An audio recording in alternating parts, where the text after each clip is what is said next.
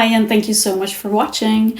So for my first session, you are just blocking in.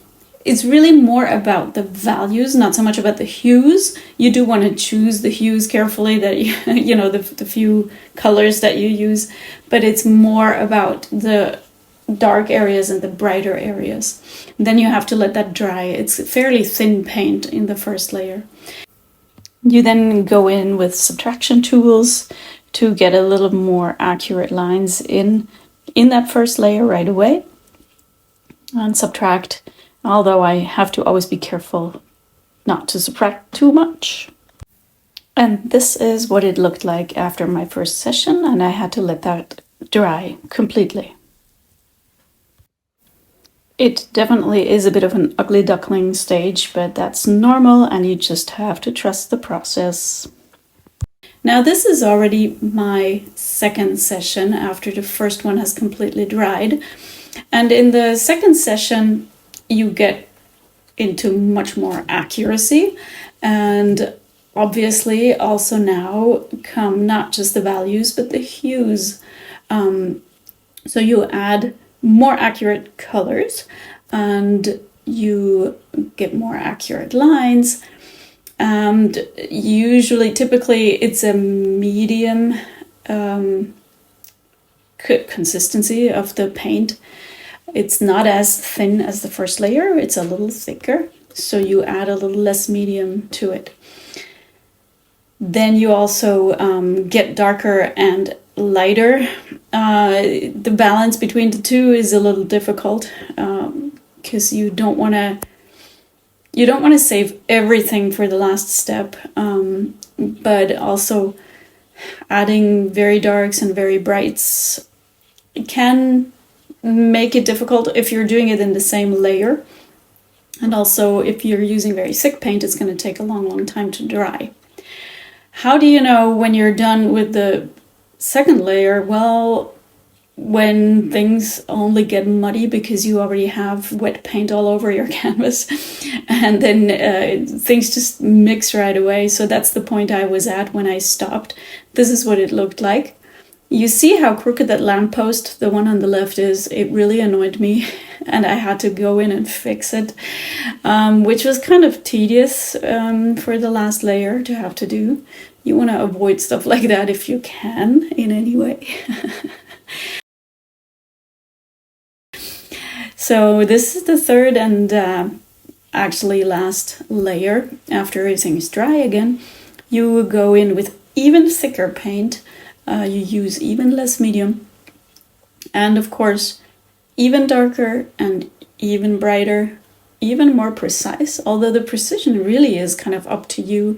And I'm sometimes not so sure myself how, you know, it really depends on what distance you will want your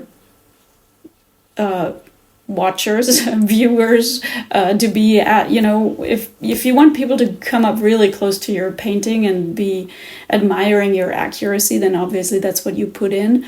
I always go more for the overall effect. I love lighting effects, so very bright brights, very dark darks, and I'm more into the overall effect than the extreme precision. So it's more that I like people to go close to my painting and be surprised at how not so precise it actually is. So it's a matter of taste and style. You do whatever you want to do. I always have to hold myself back about putting in the extreme highlights and also the extreme darks. I always want to put them in because I know it's going to have such a great effect, but you're getting yourself in trouble if you add them too early on. So really save that for the very end. Yeah. Let me know if you think this is way too fast or if this is way too slow. You know, I know some people really love slow process painting videos. So I can also, you know, do that. I sped this up, I think about 20 by 20 or something like that. Each session probably took somewhere around 2 hours for me. So this is the third session. Well, maybe it was 2 to 3 hours per session. That might be more. what it was. Look at how the left lantern has an orange light, and this, I swear, is how it was in the photo that I painted from, and I ended up making it yellow because I just didn't like it orange, but it really was the way. You can't see it on the left, but that's really the color it was in the photo. Yeah, so you will see it at the very end. That I actually changed the color of that lantern, the light in the lantern. And same here, also in my last layer, I got to a point where things were getting muddy. I tried to add more extreme highlights, even more extreme highlights. And canvas just wouldn't take it anymore because the white just mixed right into what was already there on the canvas and still wet. I also opted not to make the writing on the house visible. It's called Le Consulat. But I didn't want to be that, again, accurate and precise. I wanted it to be more of an abstract kind of a writing on that house. Also, always be mindful that wherever you put your most extreme darks and most extreme lights, that's where the attention of the viewers is going, so you can steer that. Also, where you are most accurate, where you have the sharpest lines, that's where the eye is going to be led. So you have a great influence on how people are going to see your painting in the end. And now we're already at the very end with very white. It was a bit too white, and then I added more colors in again. And this is, I tried different techniques, different brushes. I even tried palette knife, didn't like it. And in the very end, it was a fourth session where I basically just added my signature and a few more brighter colors in the foreground of the street and the cobblestones. This is what it looks like close up.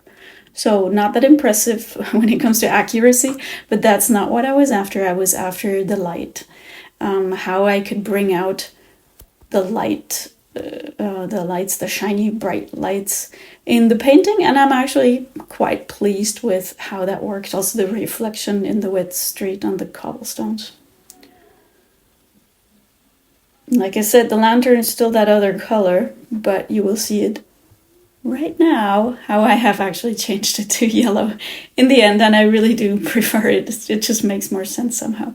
And I added a little bit of yellow on the street because it wasn't quite warm enough, I felt. And then, of course, don't forget to put your signature in. Thank you so much for watching.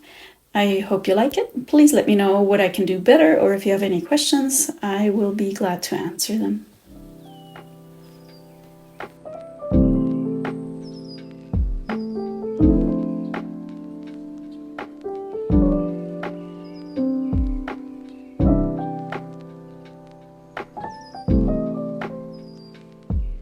Thank you so much for watching. You can subscribe to my channel, but you can also subscribe to my newsletter on my homepage.